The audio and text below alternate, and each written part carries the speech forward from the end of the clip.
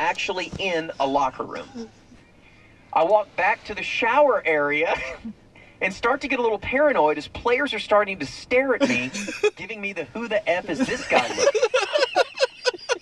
The head of Colts security aggressively walks up to me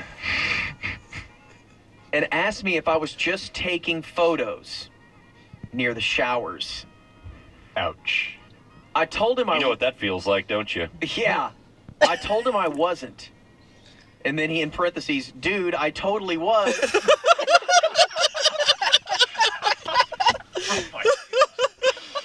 And I say that I had my phone out because I was texting my producer looking for the post game. What? What does that even mean? I think it's saved, though. Yeah, it is. Texting my producer. Right. He swiftly escorts me, wearing a Bobby Carpenter jersey, out of the Colts dressing room and seats me about 10 feet in front of Chuck Pagano. All right, look, I've had enough of you taking D pics of our players. Go sit in front of the coach. Like, that's punishment. He doesn't even kick him out. He says, Pagano is in the middle of his post-game presser. Oh, my God. Please tell me he got a question in. I pull out my iPhone and start rolling video like I'm supposed to be there because everybody else had their phone kind of out and up and everything. I even try to ask him a wobbly question about T.Y. Hilton. I have video of this as well. And he completely blows me off and it ends the press conference. You know how that feels. The second Pagano leaves the podium, the head of Colts security walks up to me again and says that Andrew Luck personally said that I was taking pictures of him naked and that they need to confiscate my iPhone. Again, on mushrooms, my instincts kick in and I just start walking off. I'm in the core of the Death Star and I'm trying to get the F out ASAP. It's borderline panic, but I somehow keep my cool.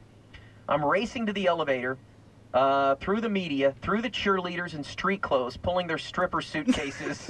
What? All the while, the Colts head of security glued to my side, threatening me and trying to get me to admit to taking photos in the Colts locker room. I tell him that I just recorded Chuck's presser, and that's all I have on my phone. He obviously knows I'm BSing him, but at this point, what can he do? Boy, I wonder what they could do if he knew that he scammed a press pass. As I'm leaving the bus area, he tells me he's going to call David and report me. I'm finding it hard to put into words. I'm finding it hard to put into words how tense the situation got, but it started to get pretty heated.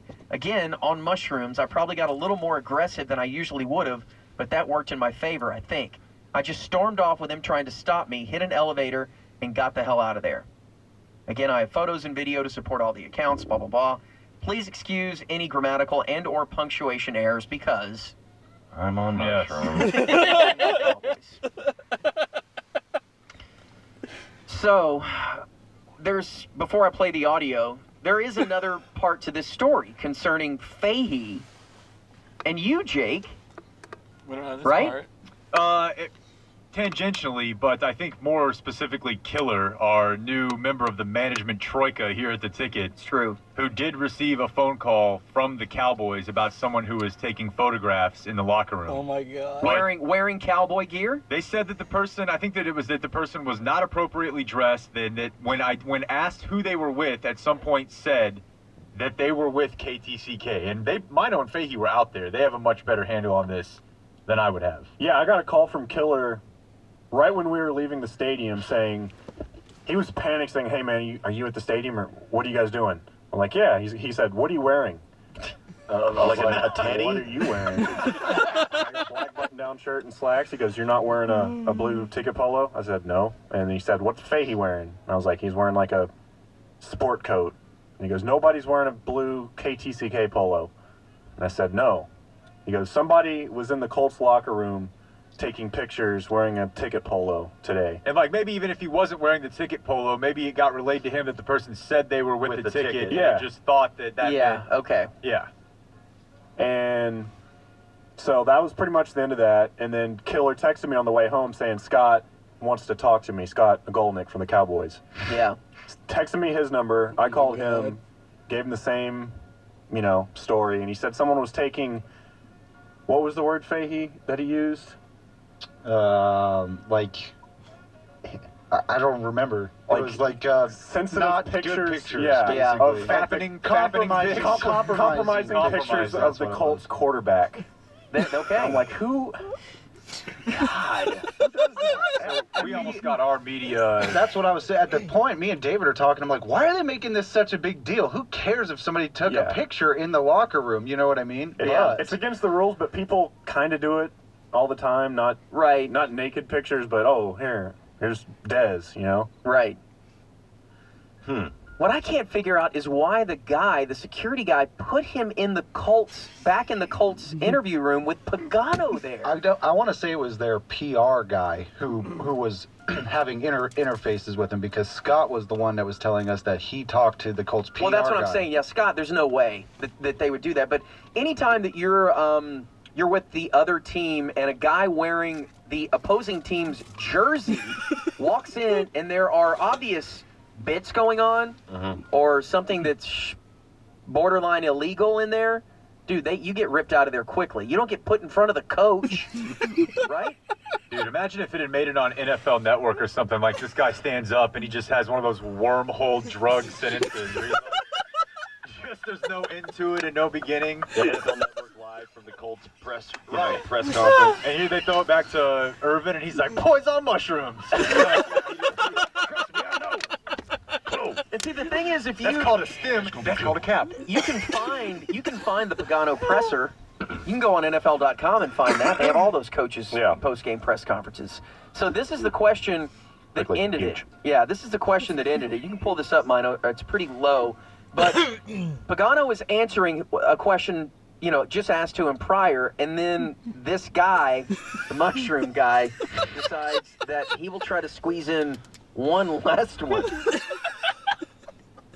Thursday and Friday, and so we just made a decision to fraction go with him today and give John a break. How about Hilton?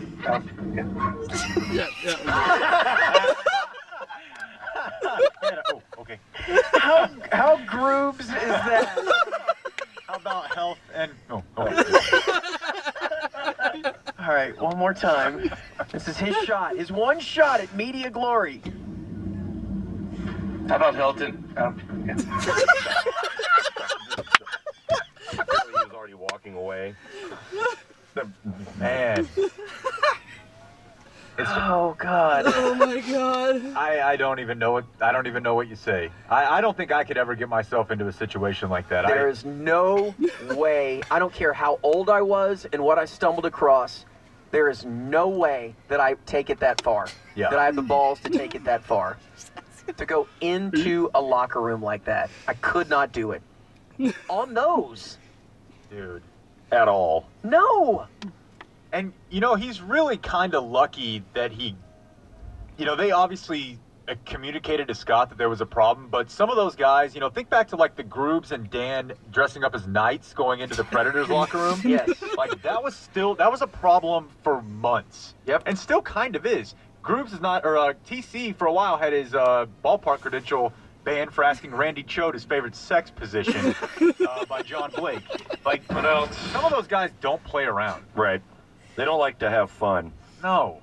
That's not their job. Their job is to deflect fun. To limit fun. Yeah. Wow. Well, dude, it's an amazing story. Tell it again. All right, coming up next, we finish the bit that Danny started concerning prisoners of war and how to torture them. Oh, no, no, no.